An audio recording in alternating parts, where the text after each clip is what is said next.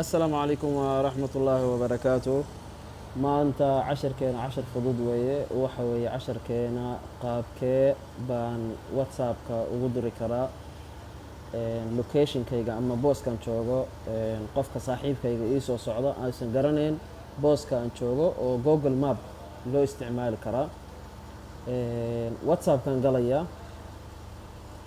whatsappka marka aan galo waxay ii soo baxaysaa masalan waxaan rabaa inaan masalan qofkaan aan u diro masalan waxaan rabaa inaan u diro masalan qofkan oo kale booskayga ama locationkaan joogo waxaan ku dhufanayaa bahashan tan ay soo saartay meesha galleryga ee sawirka markaa la dirayo iyo faylada location baan ku dhufanayaa. locationka markaan ku dhufto waa ii soo qabanaya locationkayga.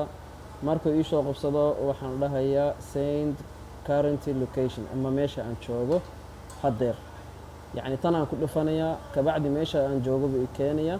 kabacdi waxaan dhahay current location ku dhufo, waa ku dhufanayaa sendi baan dhahayaa. qofkii markaas aan u dirayaa. qofkii intuu isoo wici lahaa ama aniga aan soo wici lahaa wuxuu sameynayaa halkan igala soo hadlaya, halkan uu arkayaa dhag soconayaa booskii markaa aadaya booskii aan joogay meeshaan joogay buu galaya uu aadaya.